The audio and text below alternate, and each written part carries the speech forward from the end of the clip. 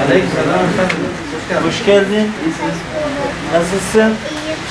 Teşekkür ederim. İsmin ne senin? Medine. Bize ne getirdin?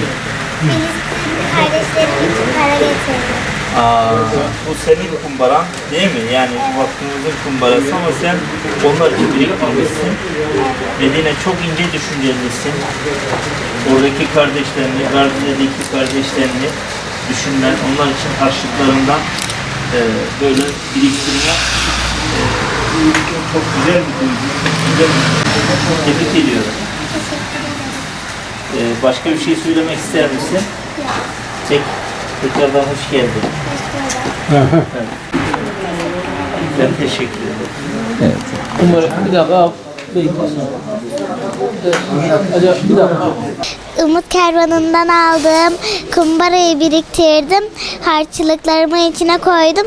En son Umut Kervanı'na getirip Gazze'li kardeşlerime hediye ediyorum. Rabbim onlara yardım etsin.